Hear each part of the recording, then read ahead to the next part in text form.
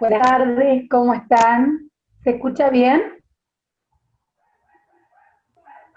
Sí, ¿Se Sole. escucha? Bueno, ¿sí? Sí, sí.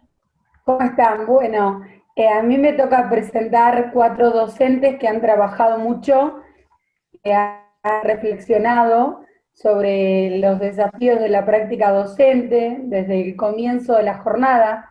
Venimos pensando y repensando este tema. Hoy Alejandra en el comienzo decía cómo pensar la práctica no en este tiempo, en el freno, en el ente, la normalidad que teníamos y la nueva normalidad a la que vamos a volver. Y bueno, hoy tenemos el honor de presentar a 4 personas y a 4 profesores que han trabajado durante mucho tiempo en esta temática y que nos van a presentar sus aportes en esta jornada.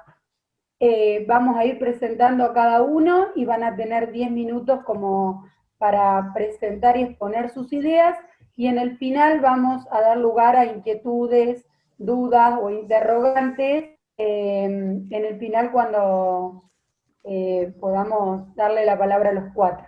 ¿Sí? Vamos a comenzar. Hoy nos acompaña Gustavo Javier Annesi. Él es doctor en geografía en la Universidad Politécnica de España, tiene un máster en Francia, es especialista en desarrollo regional, es director del Centro de Capacitación, Información e Investigación Educativa de Maipú y también es profesor del Instituto de Formación Docente número 168 de Dolores y 170 de Maipú. Es un honor y agradecemos la presencia a Gustavo y el aporte, sobre todo tener la mirada en esta jornada de un profesional de la educación reconocido a nivel internacional. Gracias, Gustavo, por estar hoy aquí. Te damos la palabra. Hola Soledad y colegas, buenas tardes, un placer siempre formar parte de las jornadas en Ayacucho, ciudad en la cual comencé mi carrera docente y tengo la mitad de mi familia. Así que un enorme placer por la invitación y obviamente un gusto estar ahí acompañándolos junto con mi amigo y colega, director del CIE de Ayacucho, Marcos Baretón.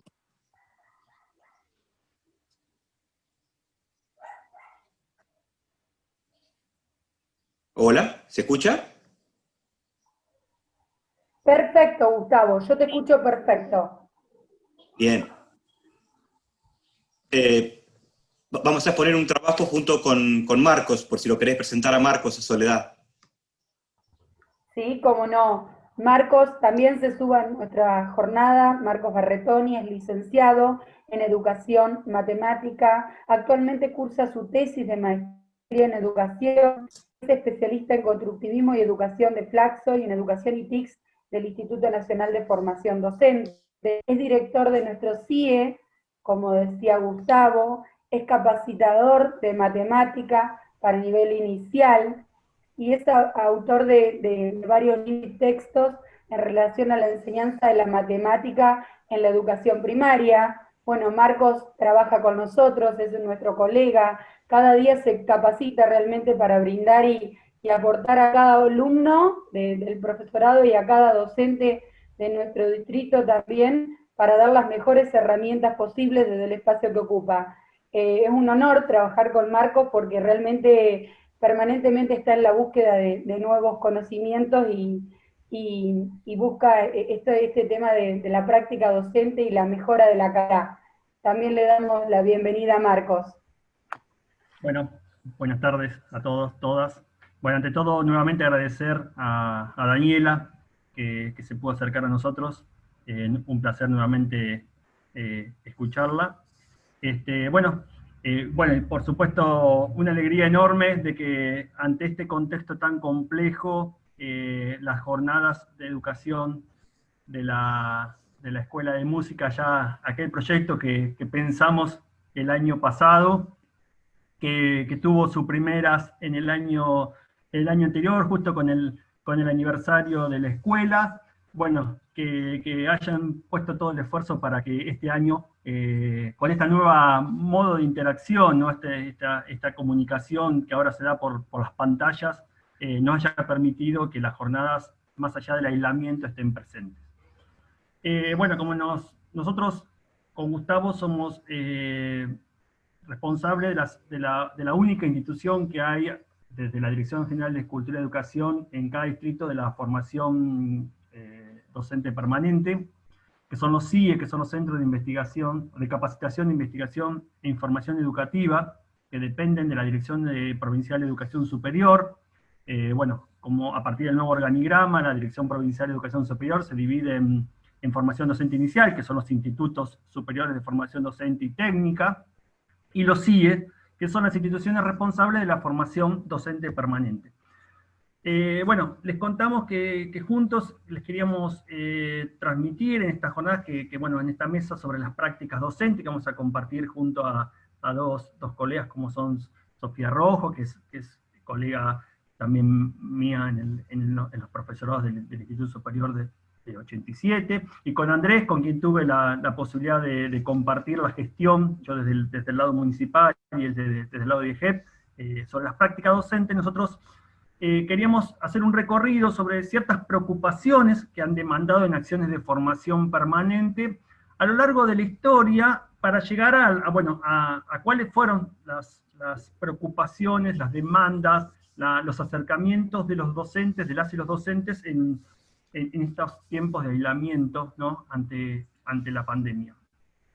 ¿Por qué decidimos hacer una mirada desde el antes, el durante y el después de la pandemia? Porque justamente estamos transitando un periodo que dejará sus huellas en la historia, que no va a ser un año que pasará al olvido, que durante mucho tiempo se va a hablar de este año 2020, y nos interesó enmarcarlo dentro de, bueno, cómo se fue dando la formación docente permanente en distintas etapas de la historia educativa nacional y de la provincia de Buenos Aires, qué demandas había, tanto por ahí establecidas a nivel gubernamental y no tanto de los acercamientos de los docentes, como, quizás como en estos casos, en muchas ocasiones han sido los docentes quienes se han ido acercando por las vicisitudes de estos tiempos que con tanta celeridad y vertiginosidad nos llevaron a reconfigurar las escenas áulicas.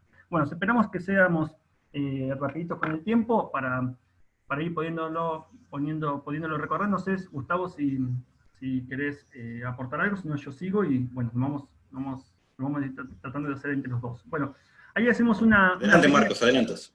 Hay una pequeña presentación de lo que son los CIES. Les recordamos que por ahí muchas suelen ser instituciones que tan conocidas, digamos, en muchas ocasiones para las y los estudiantes. Hay un CIE en cada distrito de la provincia de Buenos Aires, sacando La Matanza, que hay 2, que ha sido fruto de una política de constante lucha para que estas instituciones, que son algo inéditas, por ahí se puede reconocer la Escuela de Capacitación de Maestros en la ciudad de Buenos Aires, pero la mayoría de los ministerios de educación no tienen un área específica para la formación docente permanente o continua, y menos una institución responsable. Bueno, la provincia de Buenos Aires es una de las estructuras que ha mantenido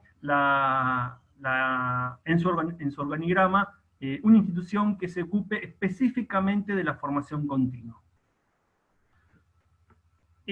Con respecto a la forma... Pasa, Gustavo.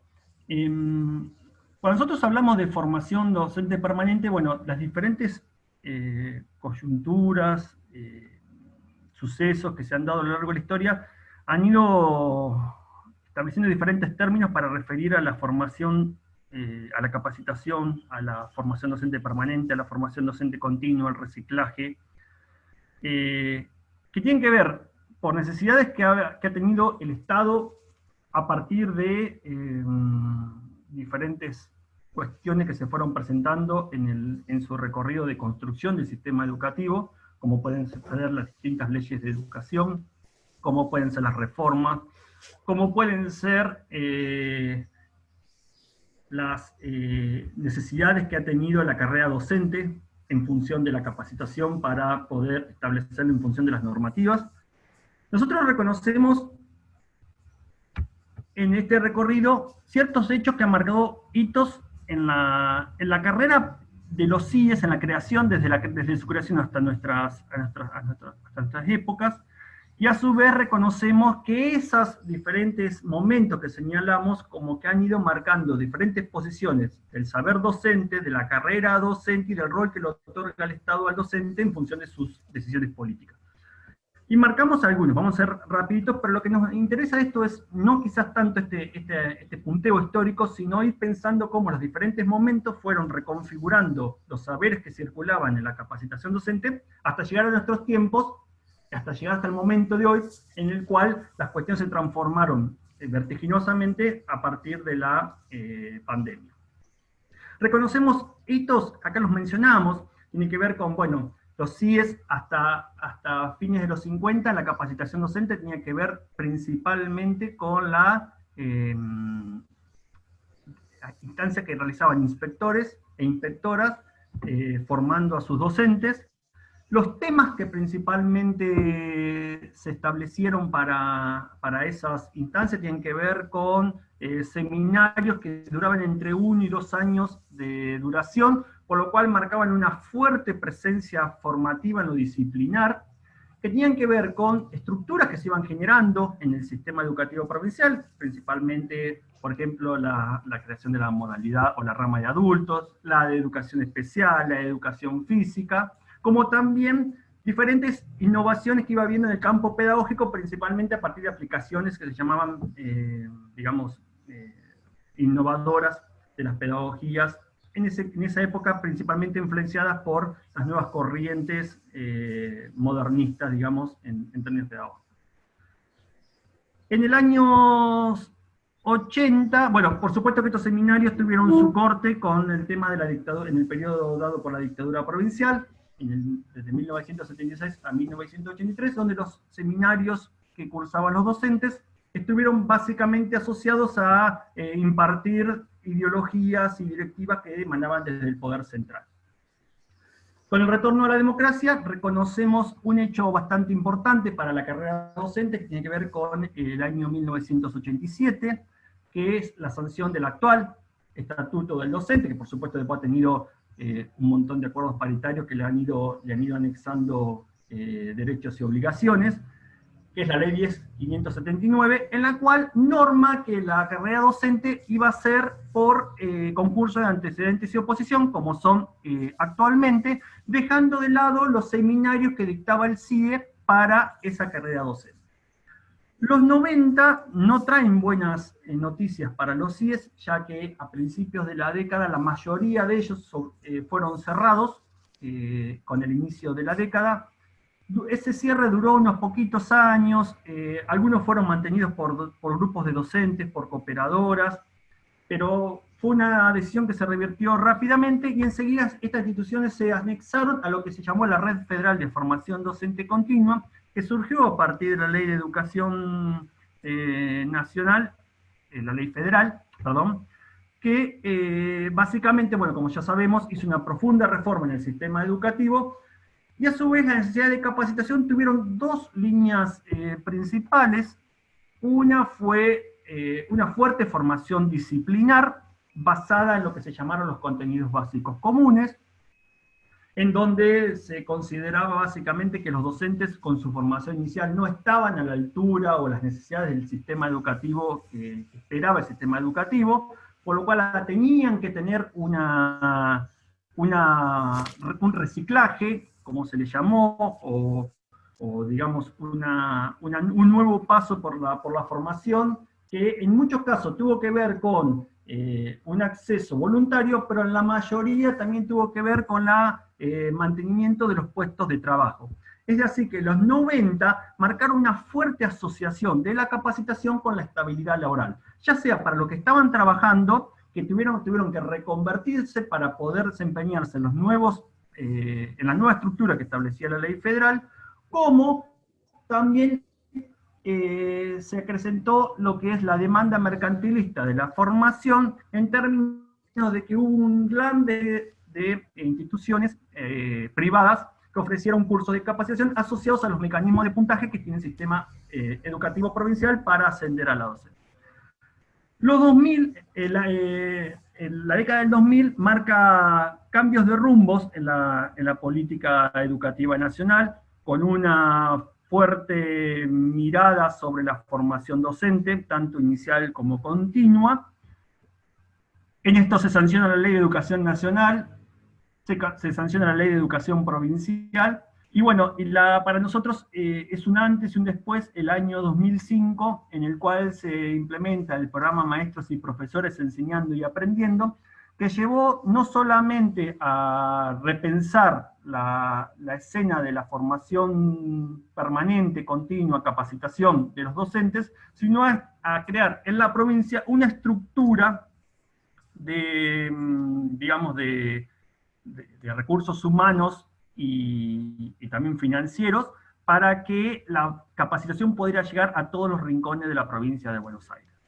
Con la diversidad, que es lo que también hablaba Daniela hace un rato, de las necesidades de cada distrito y cada territorio respecto a lo que consideramos formación de los docentes en ejercicio. No sé, Gustavo, si querés seguir. Sí, sí, a ver, yo no quiero usar el tiempo de los 10 minutos, pero a partir de esta fecha, en los más de 50 años, ¿no?, que tienen los CIES, es como que uno, cuando busca los puntos más claves en la historia, indudablemente el cierre de los CIE en la década de 90 fue uno de ellos, pero también el segundo punto de inflexión, y de manera positiva, que lo hemos, o por lo menos así lo consideramos todos aquellos que estamos de cerca en el sistema de formación continua, fue lo que recién Marcos comentaba, el programa de Maestros y Profesores Enseñando y Aprendiendo.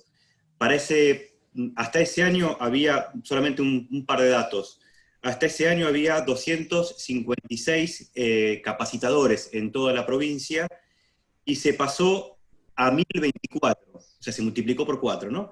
Y la cantidad de docentes capacitados por año eran 34.000, y se pasó a 180.000 en un año. O sea, pegó un salto cuantitativo fenomenal, y que fue acompañado con la formación de los equipos técnicos regionales, que están compuestos actualmente por formadores, que son capacitadores, disciplinares, que acceden a esos cargos por concurso cada 2 o 3 o 4 años, eso va cambiando de acuerdo a las normativas, y que tienen una dependencia al CIE al cual pertenece, pero tienen un desempeño en toda la región educativa para la cual concursan. Y a su vez también tienen una dependencia del nivel central en todo lo que tiene que ver con lo pedagógico, lo didáctico, y todo lo que tiene que ver con los cursos que van efectivamente a dar.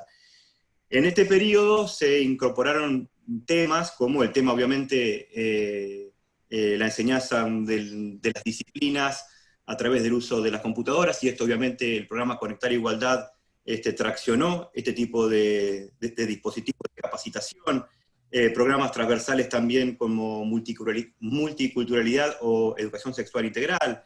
Pero esto, lo interesante es que cada uno de los distritos y a nivel regional deciden cuáles son las demandas, ¿sí? Y hacia ahí cada distrito va a atender esas demandas particulares que pueden ser distintas al distrito vecino. Y esto también se debe en gran parte a la política de regionalización que se llevó a cabo en el 2004, donde se descentralizó en gran medida el sistema educativo provincial, y un poco también respondiendo por ahí a la pregunta del licenciado Flores que hizo en la intervención anterior, ¿no? Creo que fue una política muy interesante la de la descentralización de la educación en las regiones educativas, la creación de las jefaturas distritales y las jefaturas y la jefatura regional. Y otro ítem, otro año que fue, entiendo yo, interesante para los CIES, entendemos con Marcos, fue en el 2013, que fue un cambio de nombre, ¿sí? Ha cambiado varias veces de nombre esta institución, y que a partir de 2013 pasa a denominarse Centro de Capacitación, Información e Investigación Educativa. No es un dato menor porque bueno, incorpora, ¿no?, a la capacitación como eje, que ya, de hecho se venía dando. Y bueno, y aparece ahí la palabra investigación, que siempre la tuvo, pero que, bueno, por ahí con Marcos consideramos, o creemos que por ahí la dimensión más, no sé, menos importante para los centros de capacitación, información y investigación educativa, pero que, bueno, con Marcos estamos trabajando en esa línea y ahora vamos a comentar algunas cuestiones que hemos trabajado. Y bueno, y así, bueno, también en el 2015, el programa Buenos Aires Hace Escuela, ¿sí? También se incorpora la robótica educativa, el programa de red de escuelas, con cursos fuera de servicio, acompañamiento de escuelas, que también tuvo un gran impacto, ¿no? Fundamentalmente, para sintetizar esto, los CIES ofrecemos cursos de capacitación en servicio, que son los que se dan en febrero, ¿sí? Y también los cursos fuera de servicio, que son los que damos durante todo el año. Y también, de hace unos años atrás, se han habilitado los cursos virtuales a través de la plataforma ABC.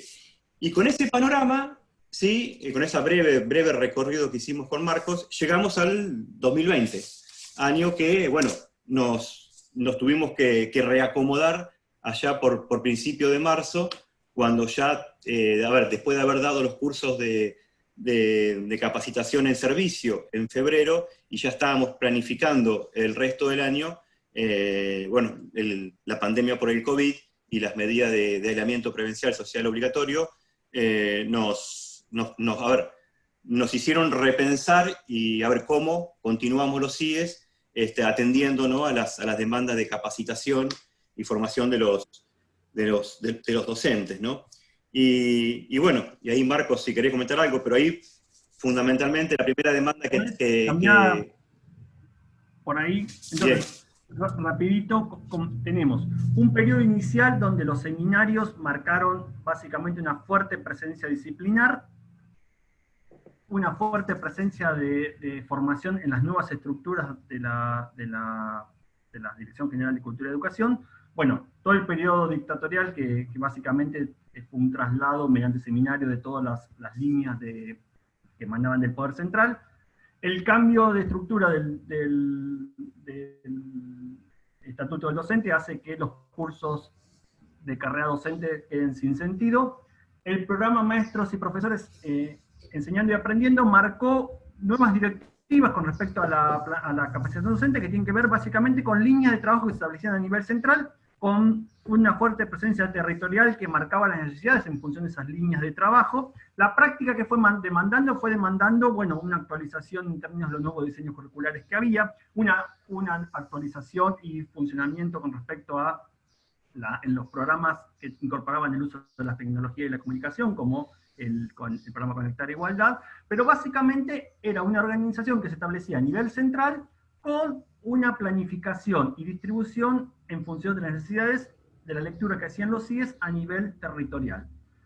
El cambio vertiginoso que se dio a partir del 16 de marzo con la suspensión presencial de las clases y, bueno, y las nuevas demandas que este nuevo escenario imponía en la práctica docente, bueno, es como hizo un giro respecto al acercamiento de los docentes a la formación continua. Uno tuvo que ver con los escenarios. El escenario era aquel que permitían esta plataforma vincular a los formadores con los docentes, con las y los docentes. O sea, había que pensar en dispositivos que se podrían ser mediados mediante la pantalla, básicamente. Y a su vez las necesidades, porque las necesidades nadie las conocía, es decir, era un hecho totalmente inédito, donde había que definir cuáles iban a ser las líneas de trabajo sobre las cuales los formadores intervenir. Formadores que tampoco tienen experiencia, y ni siquiera soportes teóricos con suficiente peso, digamos, que podían decir, bueno, me baso en esto como para poder implementar estas líneas de trabajo. Así que se fue dando una construcción básicamente horizontal en la que los docentes se fueron acercando porque se iban acercando? Bueno, principalmente porque las primeras necesidades que tuvieron que ver con el vínculo, con la comunicación. Estas plataformas generalmente eran desconocidas.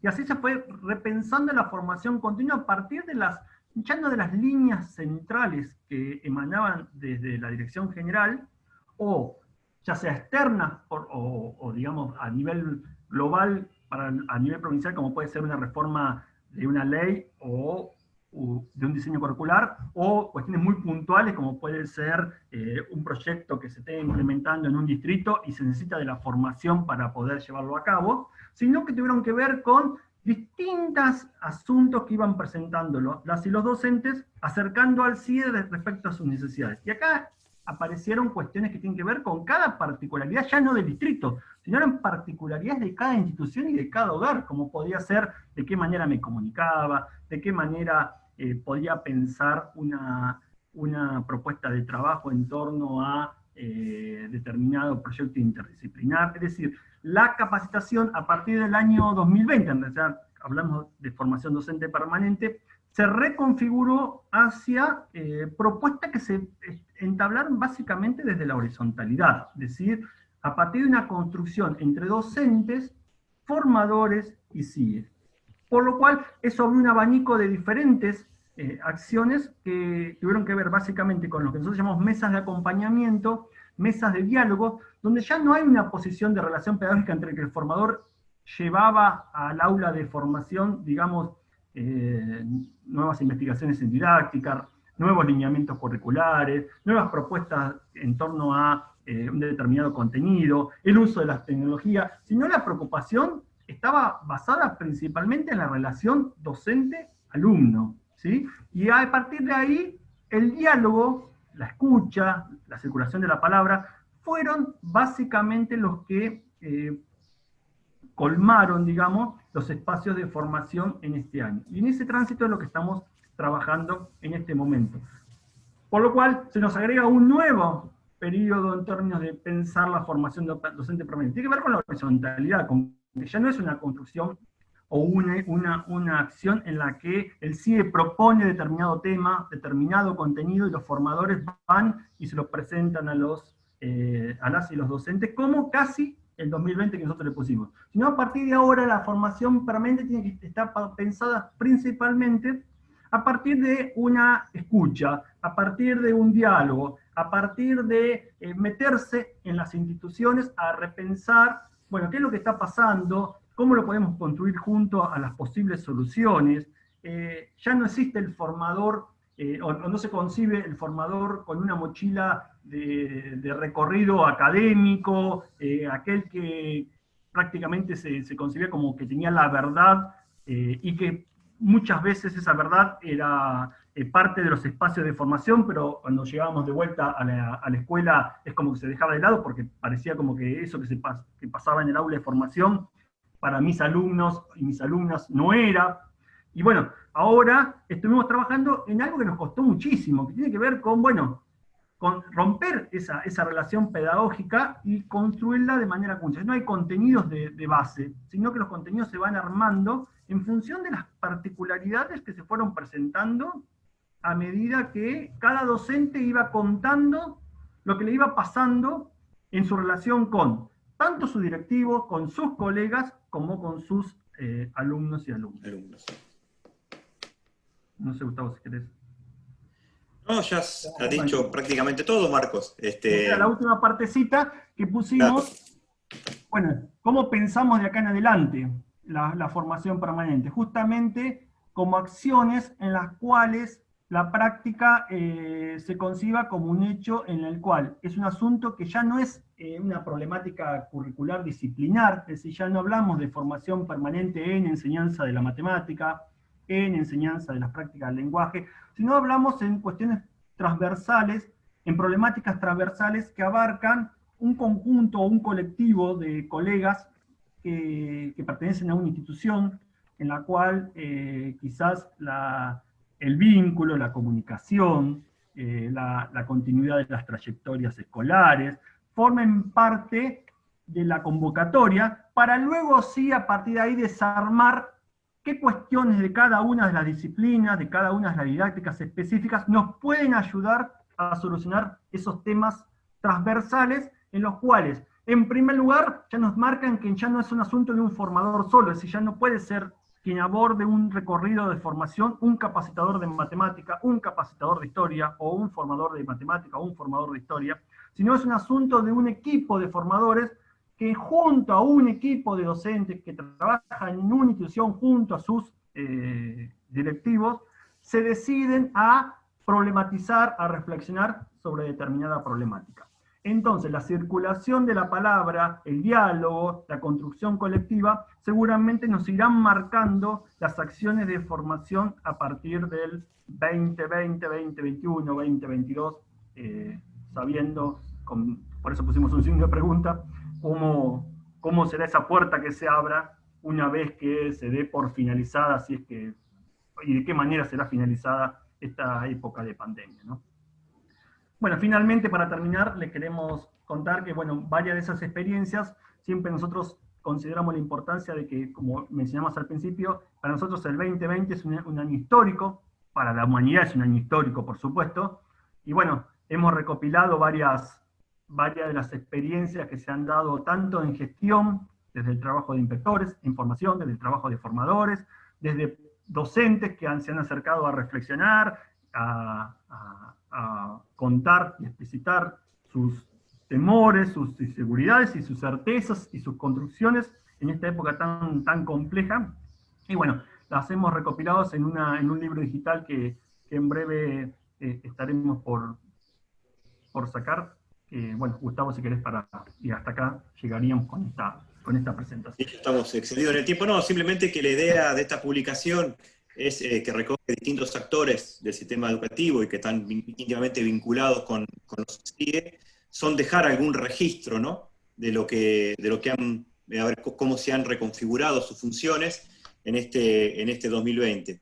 Y bueno, ahí como bien dijo Marcos, hay un abanico de perfiles, ¿no? que se han animado a escribir y que, bueno, y más que nada también a reflexionar acerca de cómo ha sido este 2020 y bueno, lo hemos compilado en esta obra que la semana que viene seguramente estaremos compartiendo con todos los docentes, tanto de Ayacucho y de Maipú, y bueno, y quien se quiera sumar también. Así que bueno, de mi parte, muchas gracias. Bueno, Gustavo, Marcos, muchísimas gracias por el aporte, felicitaciones por la obra, ya la estaremos conociendo próximamente. Agradecemos todo el aporte de la investigación, de los recorridos, de estas preguntas, interrogantes que irá a pasar, el antes y el después, y el durante de los CIE en el medio de esta pandemia que, como dice Marcos, nos va a marcar históricamente, y bueno, la importancia del registro que han hecho. Agradecemos muchísimo por estar en esta jornada y por habernos traído el aporte. Vamos a dar lugar a las preguntas luego. Ahora la palabra a Andrés Bourras, que es profesor de arte en música, egresado del Conservatorio de Chascomús. Desde el año 2005 es director del Coro Polifónico de Castelli, es inspector de educación artística actualmente, y bueno, durante muchos años, del 2014 al 2020, ha ocupado el cargo de inspector de educación primaria de DIEGEP, que ha desarrollado una intensa actividad musical desde el ámbito pianista y coral, ¿sí? Andrés siempre ha sido nuestro referente, nuestro pilar, a quien hemos consultado muchísimas dudas y quien se ha ofrecido permanentemente a darnos su aporte para el crecimiento como institución. Y bueno, creo que es la unión de ese profesionalismo docente y el amor al arte, ¿no? Te damos la palabra, Andrés. ¿Qué tal? ¿Cómo están? Siempre una alegría estar con la gente de la MA y bueno, y demás gente que se ha sumado a estas jornadas, y muchas gracias por la invitación y por la presentación también.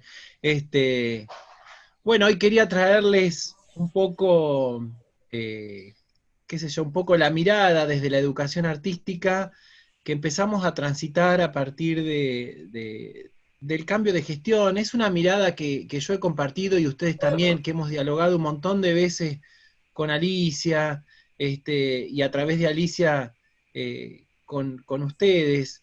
Se está planteando prácticamente un cambio de paradigma con el que yo, la verdad, estoy muy contento y lo celebro. Hablábamos ya del arte como conocimiento.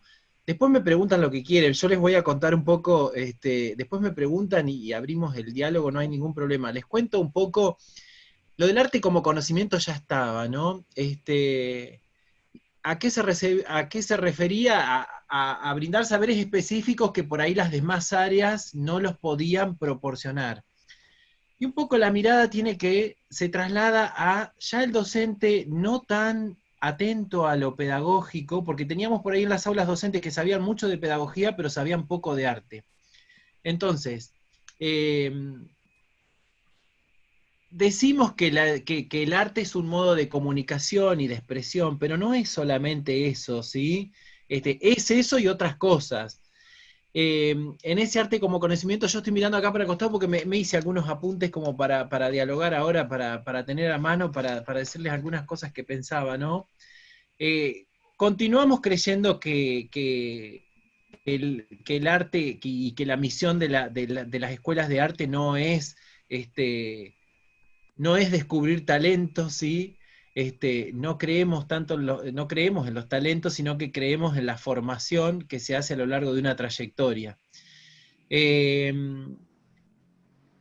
Decimos que el arte es un campo de conocimiento porque viene a aportar al estudiante la construcción de un pensamiento, ¿sí? Metafórico y poético. Generar un espacio simbólico y de igualdad. El arte nos permite conocer al mundo de un modo particular, ¿sí? En un tiempo determinado, en un espacio ficcional, a través de lo metafórico. Es eso lo que tenemos que pensar hoy desde el arte, como educadores en arte. Somos educadores en arte y para el arte, ¿sí? Entonces, ¿qué quiere decir esto? Que nosotros tenemos que ser capaces de, cuando lleguemos al aula, de poder hacer lo que vamos a enseñar. Si nosotros no somos capaces de hacer lo que vamos a enseñar, es decir, pintar, dibujar, bailar algo coreográfico, ejecutar alguna cuestión, entonar otra cuestión, si no somos capaces de eso, ¿qué hacemos adentro del aula, no? Entonces, tenemos que ser capaces de desarrollar lo que queremos hacer con los chicos, tenemos que ser capaces de hacerlo nosotros. Y tenemos que tener la capacidad de creatividad suficiente como para, cuando entremos al aula, inventar cosas que todavía no existan. ¿Sí? Entonces me parece que tenemos que pensar fuertemente en esta mirada. ¿Y qué necesitamos para esto? Y la verdad que necesitamos la pata esta, que siempre insistimos y siempre luchamos, de formarnos como artistas también. Además tenemos las dos patas, la pata del artista y la parte pedagógica, que la necesitamos para ponernos a dar clase. Sino que tenemos docentes que discursivamente hablan un montón, pero que poco hacen, ¿sí? ¿Es necesaria la parte pedagógica? Por supuesto que sí, pero no es todo. Nosotros antes, y ahora después vuelvo a estos tiempos de que nos toca con respecto a la pandemia. Un docente de educación artística tiene que trabajar desde las hipótesis, ¿sí? Tiene que trabajar desde la construcción de hipótesis y de la comprobación de esas hipótesis, la exploración de esas hipótesis con sus alumnos en el aula. Pero para eso tiene que tener las herramientas para hacerlo. Nosotros veníamos viendo que el aula de educación artística necesitaba una vuelta de hoja todo este tiempo, lo hemos venido debatiendo, lo hemos venido charlando con los chicos, lo he charlado con colegas, y la verdad que en muchas aulas los alumnos se aburren,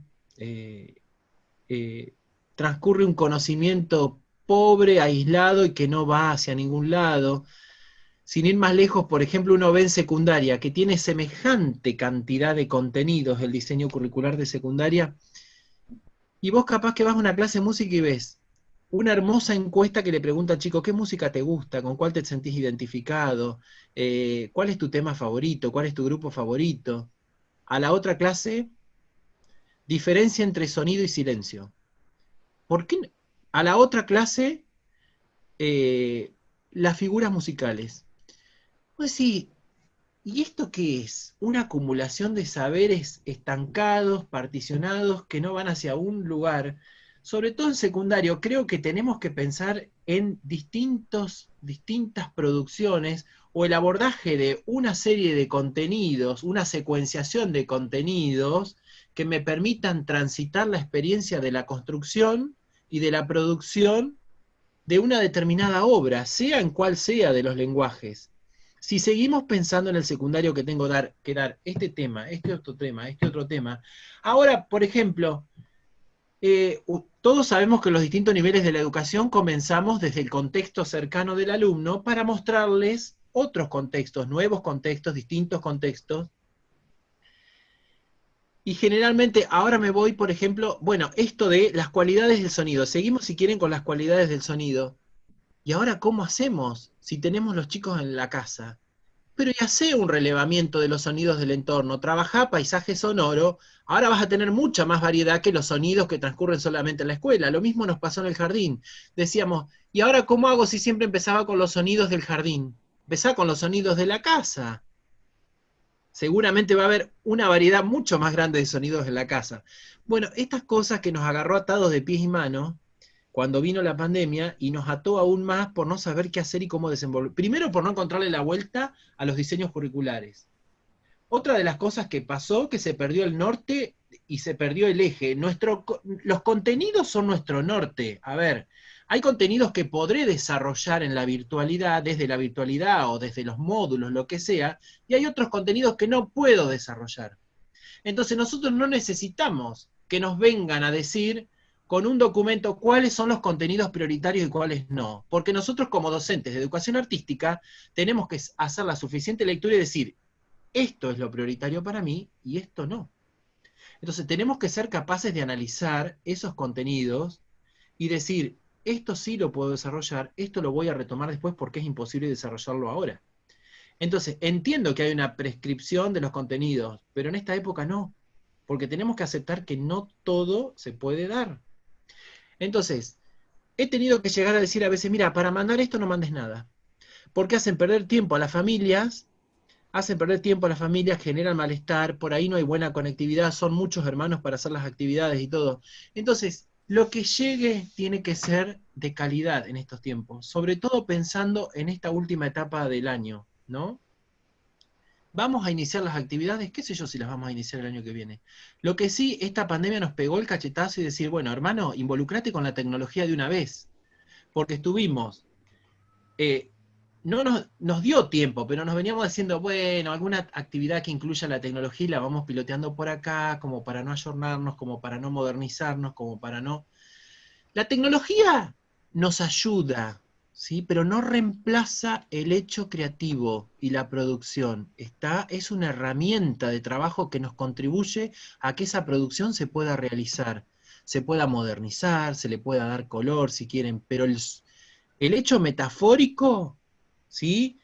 La simbolización del arte, y eso es otra, no, eso la tecnología facilita para mostrarla, facilita quizá para expresarla, pero ese pensamiento crítico, ese pensamiento desde la abstracción, esa mirada, esa lectura del contexto que nos da el arte, y bueno, eso sigue estando, ¿sí? También la pandemia nos hace dar cuenta de que el encuentro es necesario, lo afectivo es necesario, la mirada, el gesto, el abrazo, ¿sí?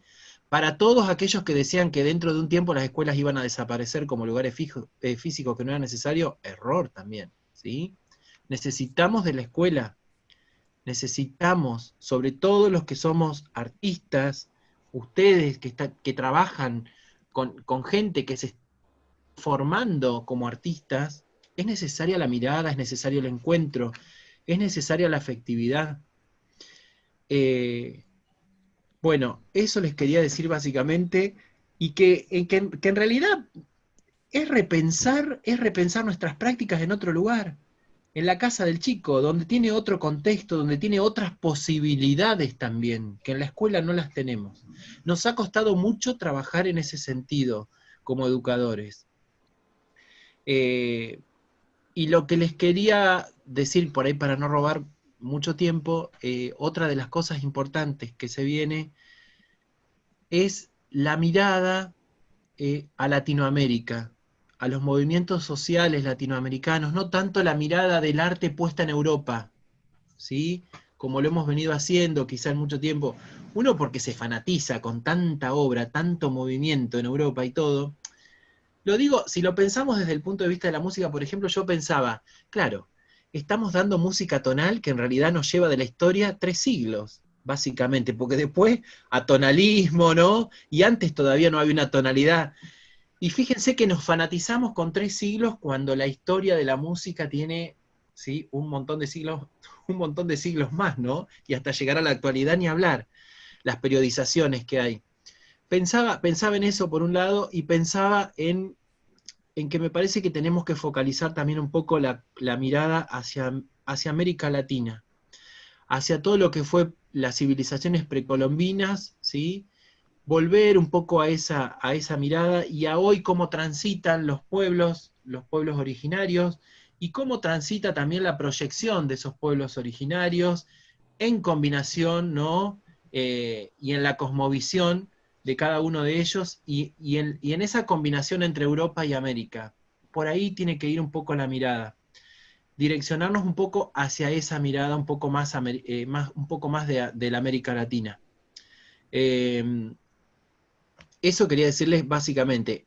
Las dos patas, las dos miradas son el docente como productor artístico, ¿sí?, que sea capaz de hacer lo que va a ir a enseñar. ¿Cómo va a ir a enseñar lo que es un escenario o lo que es la interacción con el público si nunca expuso una de esas obras, nunca se expuso al público? ¿Cómo vas a contar la vivencia también, no? La podés contar, la podés relatar, pero relatarla desde la propia experiencia. Eso es lo que busca un poco la dirección hoy, ¿sí? Se han sacado varios documentos que estaban en la página porque se van a modificar, inclusive el documento que había sobre arte como educación, porque algunas cuestiones eran contradictorias dentro del documento. Entonces se está trabajando en la construcción de nuevos documentos, y que van hacia esta mirada que les estoy proponiendo yo hoy, y que la comparto también. Y la otra pata, bueno, una es esa pata, y la otra pata es lo de la mirada un poco hacia América Latina, y a los movimientos culturales que se han desarrollado desde antes de la llegada de los europeos a América, ¿sí? Y después cómo se transitó todo esto bueno, toda esta melange, ¿no? Toda esta unión de las culturas, cómo se transitó, cómo influyó en América, y hoy cuáles son las lecturas que se realizan en torno a lo social, a lo político, en todo lo que es el arte, ¿sí? Como metaforización. Siempre tenemos al artista que es un hacedor, un intérprete, un lector de las realidades, y muchas veces es alguien que modifica, ¿sí? Modifica desde el sentir, modifica desde el hacer con su obra. Entonces, por ahí poner la mirada en eso, ¿sí? En las corrientes que se dan en Latinoamérica. Bien, creo que es eso, básicamente lo que quería contarles era eso, ¿sí? Básicamente me parece que es importante para si hay docentes acá que desarrollan algún tipo de... Inclusive yo pensaba, esta mirada que por ahí tiene uno con respecto a Europa, hasta se da en los lenguajes musicales, que uno, en la historia musical uno enseña por ahí más la historia que se desarrolla allá, bueno, hacer un anclaje también en América, hacer un anclaje en la composición de música argentina y latinoamericana, ¿no? Así que bueno, eso básicamente quería... y otra de las cosas que me faltó es que el docente tiene que estar involucrado también, involucrarse en lo que es la cultura local, ¿sí? Conocer la cultura local, conocer la cultura local y proyectarse a la macrocultura desde la cultura local. Porque además tiene que ser un hacedor de cultura local, tiene que ser un lector de la cultura local, ¿sí? Es decir, esto de vivir en articulación y en vinculación con lo que ocurre culturalmente en la localidad, en localidades vecinas, ¿sí? Ni hablar en el país y en Latinoamérica, ¿sí? Pero siempre estar mirando e incluso incidir en la cultura local, ¿sí? Incidir en la cultura local a través de las producciones, de las intervenciones que pueda desarrollar. Bueno, quería decirles eso básicamente. No sé si quizá, bueno, después cuando terminemos todos de exponer, si quieren preguntar algo, lo pueden hacer. No sé, Alicia, si está bien eso, ¿querías algo más? No sé cómo estoy de tiempo. Estás perfecto, está perfecto. Le vamos a dar espacio a Sofía y después vamos a hacer el debate un ratito. Sí. Dale. Grande, agradecemos tu aporte, esta reflexión. Formación del artista enamorado de lo que hace, que y lo transmite en el aula y transmite ese amor por el arte y entiende ese arte como conocimiento de la perspectiva del mundo, ¿no? Muchísimas gracias, Andrés. Vamos a darle ahora la palabra a Sofía Rojo. Sofía Rojo es profesora de Ciencias de la Educación, es profesora de prácticas en el Instituto Máster 87 y bueno, en MI. Nos acompaña en las prácticas de música, de danza, de inglés y de artes visuales, ¿sí? Lleva más de 10 años dejando mejores en el sistema con una entrega y responsabilidad, ¿sí? Para afrontar los desafíos que van surgiendo en la educación de la formación docente en el nivel superior, y también ella trabaja en secundaria. Es para destacar el compromiso de Sofía en su tarea diaria y bueno, la búsqueda siempre de respuestas a los desafíos que van surgiendo. Colega y compañera con la que compartimos siempre dudas, inquietudes y vamos construyendo esta cuestión. Bienvenida, Sofía. Hola, buenas tardes, ¿cómo están? Bueno, primero agradecer Alicia por invitarme a participar y contar, en mi caso, cómo hemos transitado las prácticas docentes en este contexto. Cuando Ali me escribió para invitarme, bueno, empecé a hacer ese recorrido mental que seguramente muchos de nosotros estamos haciendo a esta altura del año, pensando en todas las experiencias, al menos de la práctica que hemos transitado. Tengo también mi apunte acá, para no olvidarme nada. En primer lugar, cuando uno piensa en las prácticas docentes, inevitablemente pensamos, entre otras cosas, en estudiantes que están en formación y que se van a asociar a una escuela o una institución de nuestra localidad, ¿no? Sin embargo, obviamente frente a esta situación, nos empezamos a preguntar cómo y de qué manera hacer prácticas docentes sin ir a la escuela, que era lo más importante. Eso implicó un desafío, no solo para los docentes que estamos trabajando, sino para los estudiantes en formación. Y a partir de este cuestionamiento de cómo hacer prácticas sin ir a la escuela, empezamos a diseñar la manera de cómo sería esta nueva forma de hacer prácticas docentes.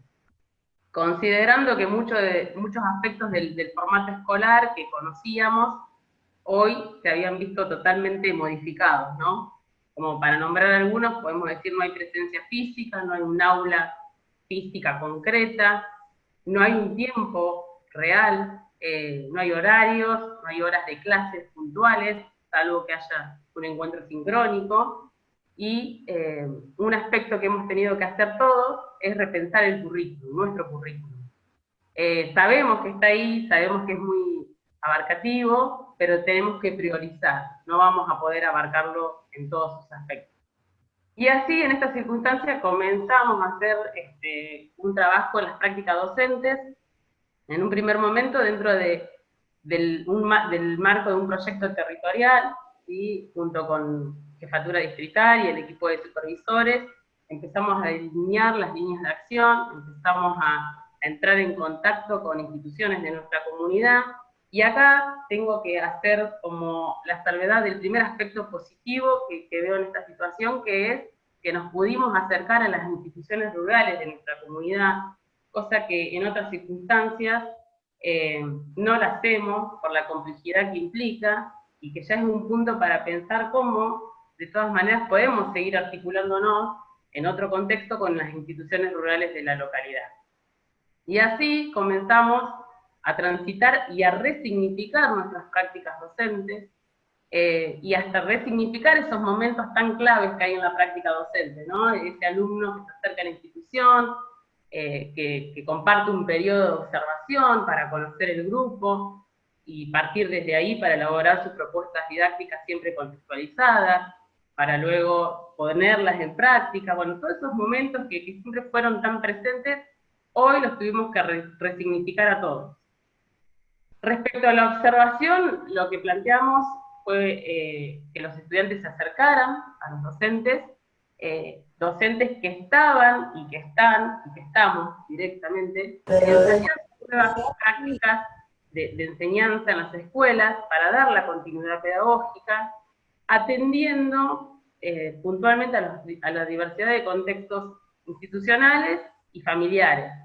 Eso es algo fundamental, considerar y entender ese contexto, porque desde ahí se parte para elaborar una planificación que sea lo más viable posible.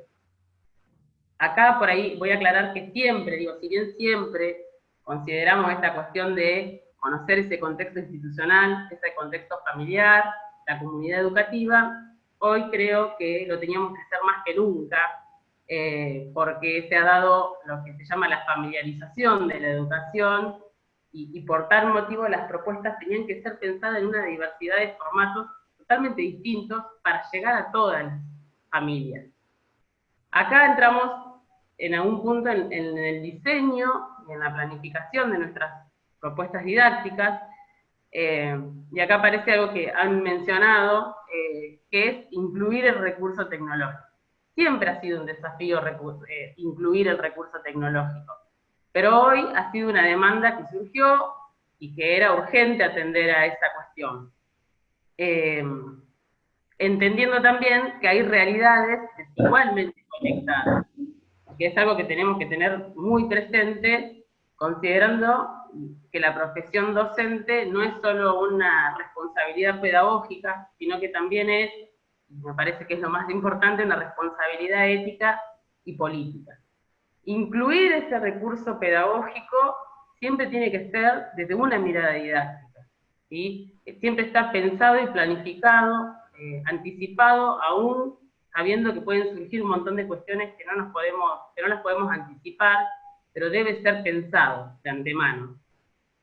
En ese sentido, el recurso tecnológico, o las nuevas tecnologías de la información y de la comunicación, tenían que ser pensadas desde dos puntos de vista. Primero, desde la planificación, ¿no? Desde la propuesta pedagógico-didáctica, y luego ver cómo ese recurso se podía incluir en esa propuesta, atendiendo siempre a las intencionalidades y propósitos educativos que cada uno se plantea.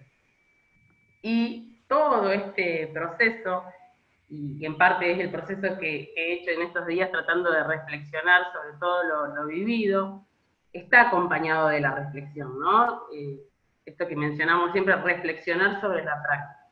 ¿Para qué? Para poder pensarla en pos siempre de mejorarla.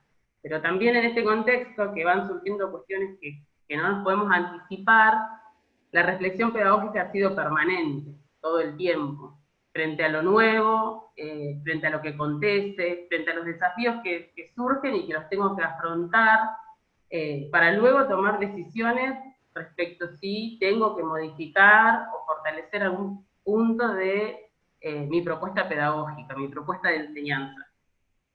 Hoy nos estamos acercando al cierre, al menos de lo que implican las prácticas docentes, podríamos decir del año. Las prácticas docentes van a continuar parte del año que viene, pero estamos en un momento de reflexión y de motivar al alumno en ese trabajo reflexivo y analítico de las propias experiencias que han vivido como alumnos practicantes. Bueno, para ir finalizando en este recorrido, creo que todos y todas hemos y estamos aprendiendo, me parece que es un desafío para todos. También considero que la forma en la que se han desarrollado las prácticas docentes ha sido algo muy innovador, algo que seguramente la mayoría de los docentes que están en ejercicio no hemos recibido una formación de ese tipo, y en ese sentido el espacio de la práctica docente es una instancia o un espacio de aprendizaje, pero también ha sido un espacio de innovación, de experimentación, de ensayo y error constante, y que hoy nos está invitando de alguna manera a repensar las futuras prácticas pedagógicas, ¿no? Las futuras prácticas docentes, no solo de los alumnos, sino también de nosotros. Ahí, fin. Quedamos a disposición para el intercambio y que se pueda continuar con la jornada. La idea era poder hacer un recorrido sobre lo vivido, teniendo en cuenta muchos aspectos. Por ahí yo trabajo con otros compañeros tengo la mirada generalista siempre, trabajo con otros docentes, con lo cual realmente se ha fortalecido, creo, el trabajo en equipo, ¿sí? Ahí la tenemos a Laurita, que trabajo con ella en artes visuales, a Silvina en danza, con Nico en música y con Vero en inglés. El trabajo en equipo se ha fortalecido muchísimo, y creo que hemos logrado muchísimas cosas. Cuando por ahí surgió en mayo, en junio, bueno, vamos a empezar las prácticas docentes, era como, bueno, ¿cómo? Esa fue la pregunta que todos nos hicimos. Y sin embargo fuimos haciendo un lindo camino, construyendo lindas experiencias, que estamos aún en este proceso, y por ahí pensaba, cuando hablaba Andrés del contexto, cuando las chicas hacen las prácticas en las escuelas rurales, es impresionante la conexión que hacen con esos chicos que están en el campo, esos alumnos y alumnas que están en el campo, y cómo utilizar esos elementos propios de la naturaleza, incorporarlos al arte. Así que bueno, esa es un poco la experiencia que estamos transitando. Gracias Sofía por tu aporte en repensar la práctica en el contexto de aislamiento, todas las modificaciones, las reflexiones, los avances y las construcciones que se han hecho en este año desde el campo de la práctica en MAI han sido más que interesantes. Habiendo finalizado los 4, damos lugar a dudas, inquietudes, lo que quiera plantear el resto de los oyentes.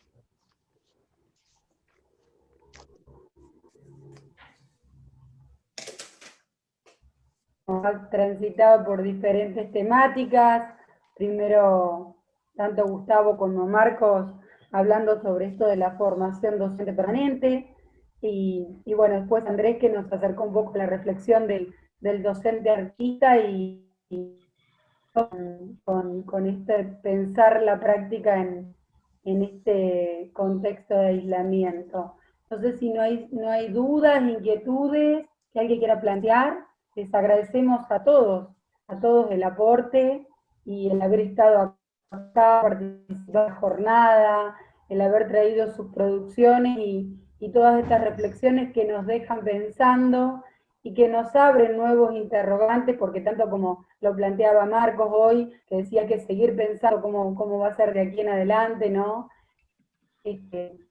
Decía también Sofía de que esta práctica fue absolutamente reformulada en este contexto, pero no perdimos el horizonte y se pudo concretar. Así que muchísimas gracias por el aporte a todos. Bueno, vamos a dar la palabra a Cecilia, que la va a presentar a Ceci. Bueno, antes de presentar a nuestra última capacitadora, agradecer por esta hermosa jornada que hemos tenido. Hemos participado de excelentes conversatorios y talleres que, bueno, sin duda han sido un espacio para el intercambio de ideas, para hablar de educación, y justamente en este tiempo donde la realidad nos pone frente a nuevos escenarios, y el aula trasciende sus horizontes para alcanzar a cada estudiante en donde quiera que se encuentre. Ahora sí, tengo el agrado de presentar a Mercedes Zubiaurre, profesora y licenciada en Historia de las Artes Visuales, recibida en la Universidad Nacional de La Plata. En nuestra institución dicta las siguientes materias: Historia de las Artes Visuales, Teoría del Arte, Metodología de la Investigación. En Universitas Estudios Superiores dicta las materias Historia General de la Cultura Universal, Historia del Arte Argentino y Latinoamericano, Historia del Arte Universal e Historia del Arte y la Indumentaria. En Universitas, Colegio Secundario, es profesora de Educación Artística de primero y tercer año. Y en la Facultad de Bellas Artes de la Universidad Nacional de La Plata, es profesora de Historia de las Artes Visuales. Es además autora del libro Hacia un museo comunitario y sustentable: la conversión de un museo tradicional en ecomuseo. Destaco su identidad con nuestra institución, su profesionalismo y compromiso, acompañando a cada alumno con la flexibilidad que la caracteriza, sobre todo, como dice Mercedes, cuando el nuevo escenario nos atropella. Hola, buenas tardes, ¿cómo están todos? Yo chocha de estar en este espacio que se haya generado nuevamente.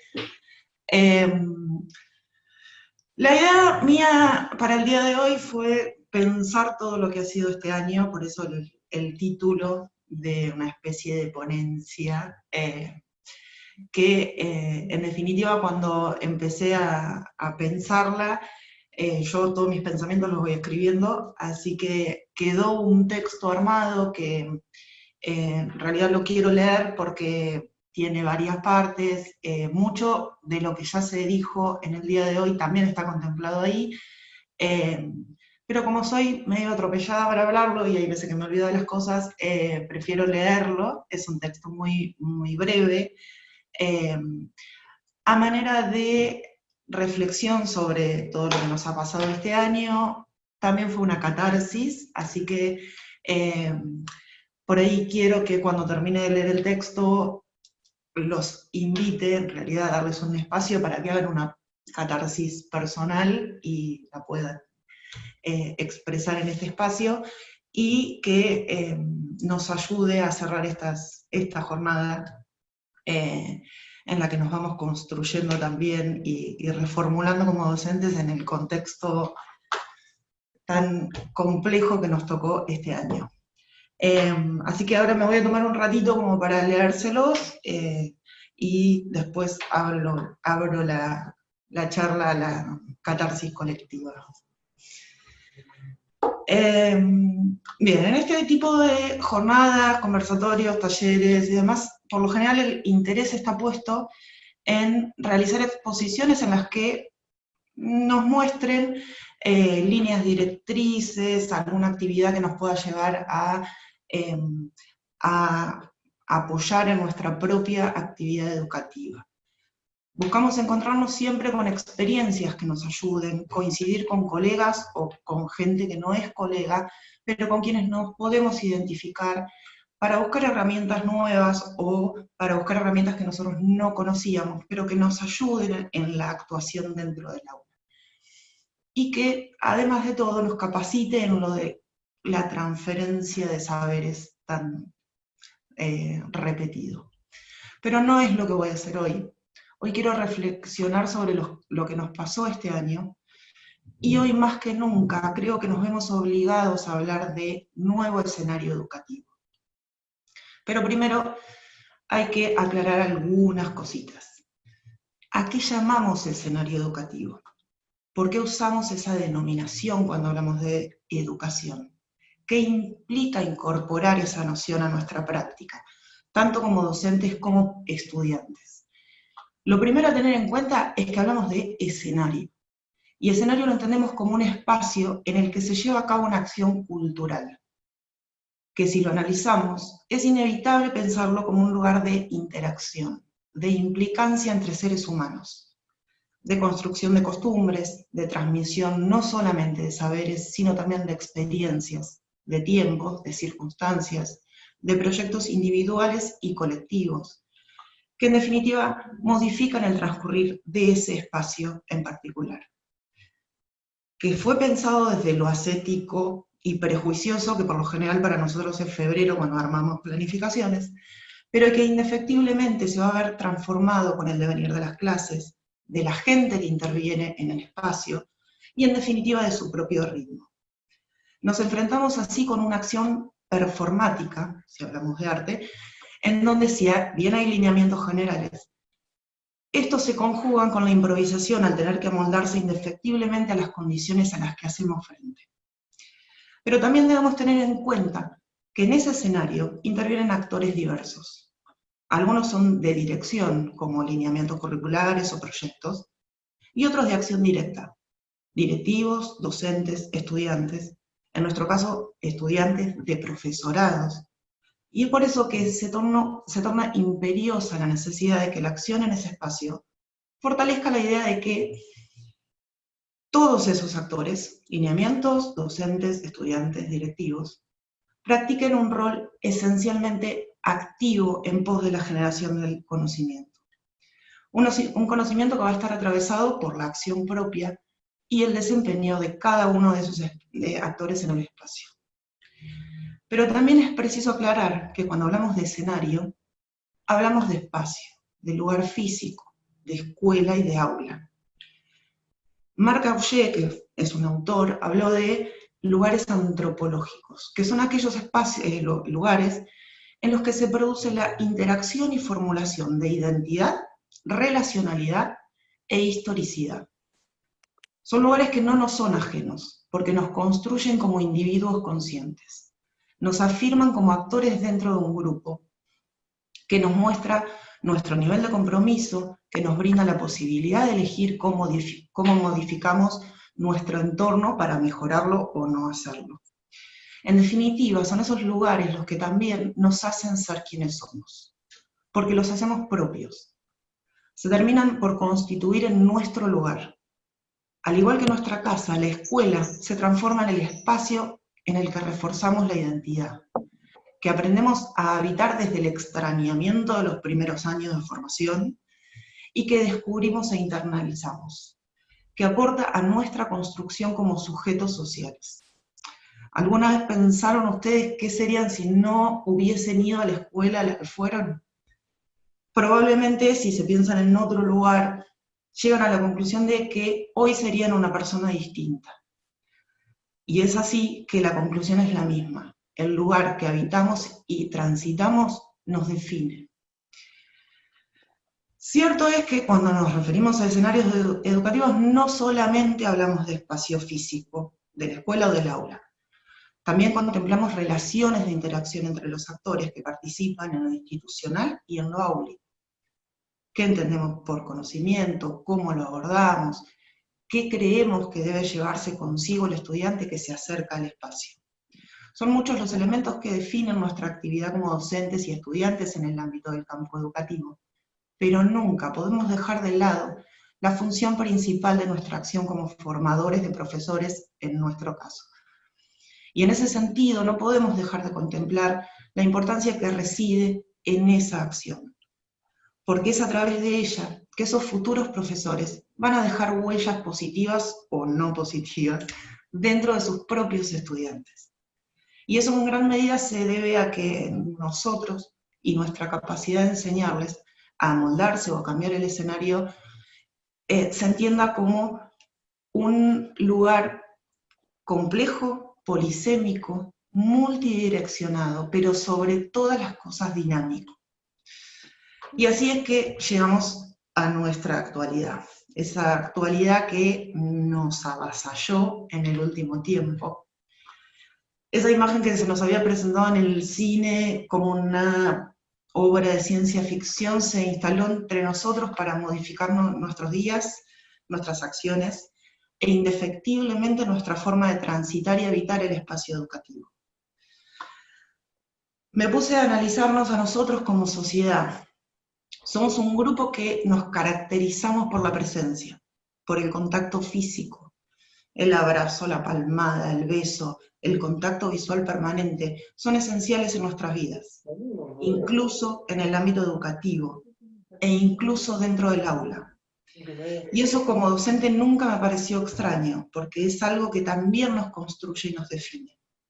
No importa si hay verticalismo, que por lo general dentro de un aula hay, porque está el docente y están los alumnos o los estudiantes, porque esos tratos y manejos han signado no solo mis clases, sino una escuela como la nuestra.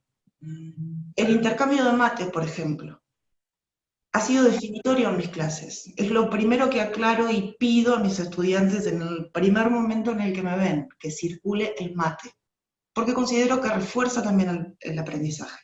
Parece una tontería, pero es fundamental. Tener una clase en la que se trabaja la generación de conocimiento como si fuera una charla, con el mate en el medio, no implica desvalorizar el proceso de adquisición de conocimiento, sino absolutamente lo contrario. Implica que el conocimiento lo hacemos entre todos, desde las acciones más mínimas. Y considero también que a través de esas prácticas le quitamos la solemnidad que alguna vez le impuso la academia lejana. Lo hacemos propio, lo fundamos en una charla, lo refutamos en una discusión de contenidos, lo reactivamos a través de nuestra propia experiencia. Y todo pasa con un mate que circula de mano en mano en el aula. De todo eso nos privamos este año. Fundar un nuevo espacio de acción para que el proceso educativo siga funcionando no ha sido una tarea fácil para nadie. Ni docentes, ni estudiantes, ni directivos. Ha sido increíblemente difícil desprenderse de la fisicalidad, de la presencia, porque, como ya lo dije antes, somos seres socialmente físicos, necesitamos eso, es nuestra esencia. Y quitarnos ese contacto en el proceso educativo fue sacarnos uno de los canales por los cuales nos comunicamos. Creo que ahí arrancó nuestro periplo 2020. No voy a detenerme en cuestiones sociales y económicas de cómo la pandemia nos afectó y cómo hizo inevitablemente más visibles ciertos distanciamientos por el hecho del acceso o no a los canales virtuales que fueron propuestos para sortear la presencialidad. Por ejemplo, y siendo corta, la dificultad que se nos planteó con amoldar metodologías al ámbito de la virtualidad, acercarnos a la tecnología, aprender un léxico absolutamente nuevo, como Zoom, Meet, sala de WhatsApp, Jitsi. Creo que la mayoría de nosotros ni sabe cómo pronunciar algunas aplicaciones, y nos hace extrañar la tiza blanca. Contar con la tecnología necesaria para mantener la acción pedagógica fue complejo para muchos. Creo que estas cuestiones son definitorias e importantes, pero supongo que todos ya lo han analizado, igual que yo, y llegaron a la misma conclusión. Probablemente que retrocedimos varios casilleros en cuanto a eso. Pero si tengo que cerrar este escrito, con una reflexión, debo decir que creo que a pesar de todas las dificultades, de tener que enfrentarnos a una realidad que no conocíamos, salvo por una película apocalíptica, que en definitiva nos divertía, pero que se nos presentó irrumpiendo violentamente en nuestra cotidianidad, teniendo que poner en práctica de la noche a la mañana soluciones que salieron de la galera, tratando de que nuestros estudiantes no solo reciban contenido pedagógico, sino que también, y sobre todo, tengan un espacio de contención y de comprensión de sus situaciones particulares, habiendo moldado y dedicado nuestras horas y nuestros hogares a lo que se adaptara mejor a la tarea del nuevo escenario. Creo firmemente que estamos saliendo airosos. Sí es cierto que tal vez no completamos programas, me había quedado hermosos en febrero, que hemos acotado las horas de contacto virtual para no apabullar al estudiantado que está tan saturado como nosotros, que resignamos detalles y ponernos minuciosos y buscar el filo de los temas, en pos de que en ese espacio que se construyera como nuevo, justo en ese lugar, la educación se considere como un todo integrado. Que no se entienda que solo la reproducción de contenidos es educación, porque también creo que si nuestros estudiantes han visto y analizado la forma en que hemos buscado y modificado la forma de generar el contacto para construir juntos el conocimiento, también fueron formados. Y no en una formación académica fría y reproductivista del contenido, sino de aquella que es humana y que cree que sin la relación entre las personas, sin la búsqueda y contemplación del contacto, no hay transferencia real posible. Así es que creo, y aquí realmente termina mi reflexión, que este escenario 2020 trató de atropellarnos, trató de pasarnos por encima, trató de lograr que bajemos los brazos, pero no lo consiguió.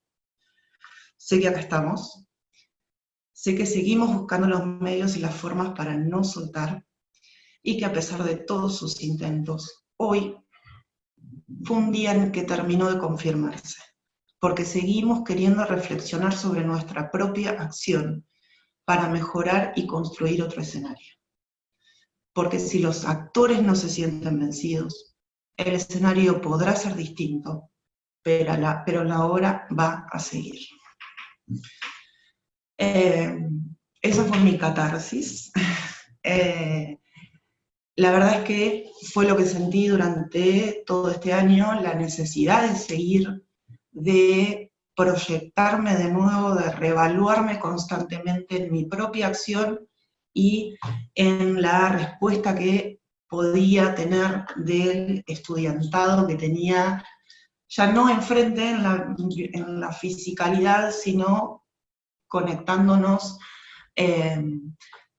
a través de canales virtuales, pero siempre teniendo presente eso, la necesidad de que en el otro se genere un recorrido que internalizar así un poco de contenido, porque es inevitable, porque estamos en un proceso de formación, pero que se pensaran los mismos estudiantes en los términos en los que me pensaba yo. Cómo generar un nuevo espacio en donde la educación sea algo central, pero para buscar y reformular un nuevo escenario, que nos es totalmente complejo, y ahí tal vez resida la gran dificultad que se nos presentó, pero para seguir caminando y con la frente en alto. Así que esa fue mi reflexión sobre el año y quería contárselas a través de ese texto. No sé si hay alguien que sienta este espacio como también un espacio psicológico para descargarse y hacer catarsis. Los invito y las invito a hacerlo.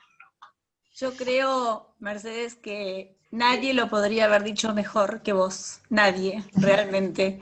Creo que todo lo que has dicho es lo que hemos sentido todos en algún momento del año, ¿no? Y eso que vos decías de que hoy es la demostración de que el año no nos venció, es cierto. Porque nosotros cuando hablábamos con Nicolás, Cecilia, con Mariana, con Marcos, las jornadas en este marco, sí, ¿por qué no? Más que nunca, porque tenemos que realmente levantarnos, reinventarnos todos los días, salir de esa frustración que más de una vez hemos sentido, de ese atropello, de ese avasallo que hemos sentido más de un día, para salir adelante y para reinventarnos, como te digo, y seguir adelante en pos de la educación. Y una educación que ha sido más que particular este año. Y ha tenido lo bueno, lo malo, pero ha tenido muchísimas cosas buenas. Ha tenido un fortalecimiento de vínculos personales que han sido increíbles. Obviamente no es lo mismo que en la MEAI, ni lo va a ser nunca. Todos extrañamos el mate, Clarita, el vernos, los pasillos. ¿Quién no lo extraña? Todo. Extrañamos nuestra esencia, extrañamos esos seres sociales de contacto que somos, pero creo que tenemos la capacidad de readaptarnos y seguir adelante. Yo voy a dejar a que él hable el resto, pero quiero agradecer a cada una de las personas que participaron hoy en toda la jornada, porque todas las personas que hablaron realmente aportaron y nos dejaron algo para pensar. A partir de hoy somos diferentes. A partir de hoy tenemos algo en qué pensar. Tenemos que pensar en qué nos está dejando este tiempo y cómo seremos a partir de ahora. Así que ya fui agradeciendo a todos, pero especialmente en este momento quiero agradecerle a Marcos, no lo veo si está, Gustavo, gracias, no te conocía, muchísimas gracias. Gustavo acaba de salir poniendo el instituto, Ali. Gracias. Bien, bueno, gracias Marcos por estar siempre. Muchísimas gracias. Andrés acaba de retirarse también, dejo un saludo para todos. Andrés ya es como un amigo de la casa. Gracias Sofi, no sabes el placer y el orgullo que sentí de escucharte, lo mismo que a vos Mercedes, porque son nuestras, son parte del equipo. Y habiendo docentes comprometidos como ustedes, la MAI está garantizada. Gracias a todos. Profesora, si me permite, quiero yo agradecerle que haber podido entrar a este evento, porque me llevo, a pesar del poco tiempo que pude estar, me llevo muchísima información para el trabajo que estamos haciendo. Y además de muchísima información, me llevo a 2 expositores a los cuales he convocado para el jueves que viene en mi cátedra de políticas públicas, a Marcos y al profesor Anicé, creo que es, para que expongan el trabajo que han hecho y para que expongan lo que significa una política pública llevada a un espacio local, que es la política de formación docente. ¿Cómo se resignifican los espacios locales? La verdad que me voy muy... A ver, dejo esto muy contento. Primero porque, bueno, la parte egoísta mía, tengo muchísimo insumo para trabajar. Después porque 2 colegas míos me van a acompañar desde allí el próximo jueves. Y después también me hubiera gustado seguir discutiendo un poco con los funcionarios políticos. A mí me gusta discutirle un poco a los políticos, sean del partido que sea, por una simple razón, ¿no? Porque yo vi ahí algo que se dijo que hay una cuestión desde los institutos superiores de formación docente, de despejarse en las universidades, como si el modelo universitario fuera per se un modelo aspiracional para los institutos superiores. Y yo con eso digo, tengo mucho cuidado, siempre le digo a mis alumnos, bueno, hay que mirar muy bien los institutos de formación docente porque ellos traen una serie de saberes, como los que hoy ustedes han puesto en escena, que no necesariamente nosotros en la universidad los tenemos sistematizados ni los sabemos. Nosotros le podemos dar una perspectiva teórica, pero efectivamente hay un saber hacer que ustedes tienen de la práctica pedagógica que evidentemente a veces no circula tanto en las universidades como nosotros creemos. Me parece que el gran desafío de la política en la Argentina y de la política educativa es alguna vez estructurar un sistema de educación superior articulado y planificado entre universidades e institutos de formación, ¿no? Porque me parece que desde los institutos de información, las universidades siempre tenemos una gran cantidad de elementos para sistematizar y para poner en valor en nuestros proyectos. Así que bueno, no es tan, digo yo siempre, no es que el nuestro sea un modelo deseable per se. Creo que es un modelo para dialogar y el modelo de la educación superior universitaria debe dialogar con la otra educación superior no universitaria, pero además debe articular un proyecto de política en común y sobre todo un proyecto de política de formación docente. Parece que ese es un desafío que tenemos. Le agradezco de todo corazón. Gracias, Jorge. Gracias. Gracias por haber estado. Muchísimas gracias. Muchísimas gracias. Yo quiero, bueno, primero agradecerle a Jorge que nos escribió ahí, que nos invitó a su cátedra. A partir de esta, bueno, agradecerle mucho. Nuevamente agradecer por las jornadas. Y bueno, Jorge es, aparte de ser es vecino de Ayacucho, siempre tiene su recordada Escuela 3 acá en Ayacucho. Quiero contarle que es reconocido, bueno, tiene una vasta trayectoria académica, pero él pertenece al cuerpo docente de la Universidad de Quilmes, que es sin duda una universidad de adelantada en términos de lo que es accesibilidad y bueno, y todo lo que es recorrido con respecto a la investigación en educación, en educación especial, pero también es una facultad con un montón de propuestas vinculadas al arte y a la educación musical y a la educación en sí, que bueno, les recomiendo no perder el contacto con Jorge para establecer vínculos con todo lo que la Universidad de Quilmes les puede aportar, ¿no? Así que aprovechenlo, digamos, para establecer vínculos entre la MEA y la Universidad de Quilmes, porque ahí hay mucho. De hecho, creo que está la licenciatura en educación musical, creo que hay mucho para articular, digamos, y seguir en esto de la formación docente permanente, que es sobre lo cual nosotros vinimos a contar un poco. Pero más específico, digamos, porque, bueno, en los CIE, ya cuando abrimos muchas particularidades, no solemos tener los recursos, digamos, para atender diferentes cuestiones. Quizás también una de las posibilidades puede ser articular con la universidad en lo que es formación permanente, que me parece muy interesante. Y bueno, no pierdan el contacto con Jorge. Gracias, gracias. Bueno, ¿alguien más quiere aportar algo, quiere decir algo? Mónica, dale, todo tuyo. Bien, bueno, yo sobre todo agradecerles a las chicas, a Sofía, a Silvina, a Bea, a Sole, a Mónica. Somos 4 alumnas que estamos acá y somos como la primera promoción de esta virtualidad. Somos como la prueba piloto. Son históricos. Somos la prueba piloto de todo esto. Aunque algunos no somos muy nuevos como yo, somos la prueba piloto de todo esto y creo que la fuimos llevando bastante bien.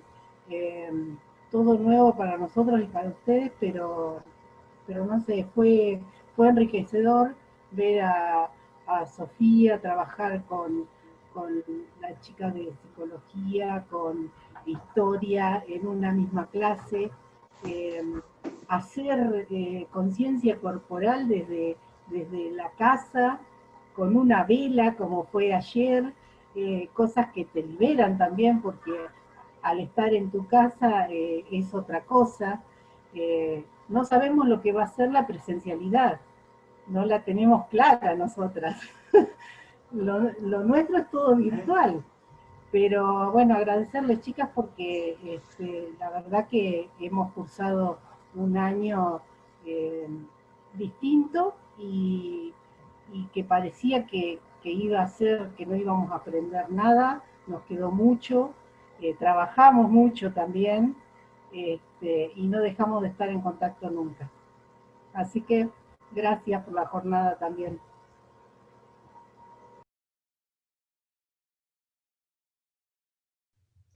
Gracias, Mónica. ¿Alguien más que quiera decir algo? ¿Algún otro alumno? ¿Algún otro profe?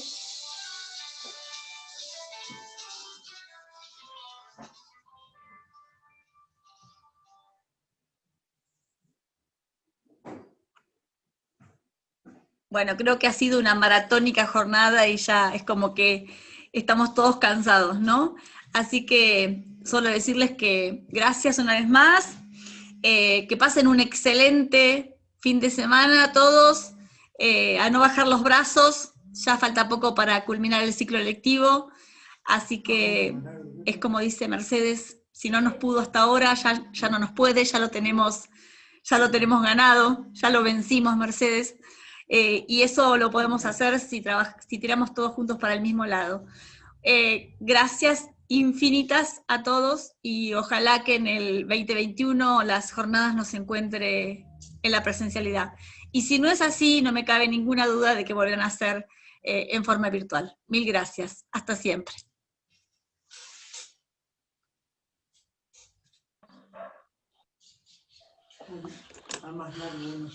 Chao, gracias. Muchas gracias. Gracias y gracias por todo.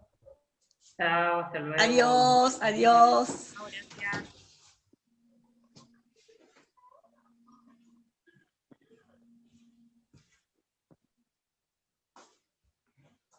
Hola. Milana.